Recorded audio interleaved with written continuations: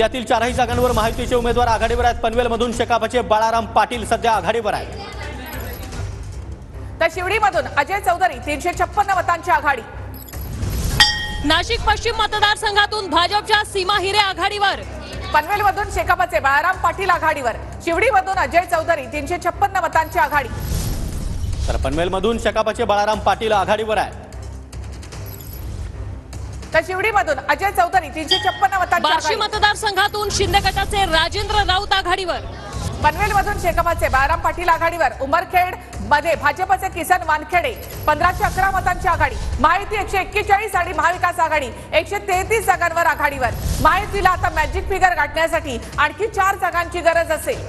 घाटकोपर पश्चिम विधानसभा मतदारसंघातून राम कदम आघाडीवर। तर उमरखेडमध्ये भाजपचे किसन वानखेडे सध्या आघाडीवर आहेत। किसन वानखेडे यांनी 1511 मतांची आघाडी घेतली आहे। महायुती 141 आणि महाविकास आघाडी 133 जागांवर आघाडीवर। उमरखेडमध्ये भाजपचे किसन वानखेडे 1511 मतांची आघाडी। तर बारामतीमधील ही लढत आपण पाहतोय। बारामतीमध्ये अजित पवार सध्या आघाडीवर आहेत। युगेंद्र पवार हे पिछाडीवर आहेत। उमरखेडमध्ये भाजपचे उमेदवार किसन वानखेडे 1511 मतांनी आघाडीवर। महायुती 141 आणि महाविकास आघाडी 133 जागांवर आघाडीवर। मॅजिक फिगर गाठण्यासाठी भाजपला आणखी 4 जागांची गरज।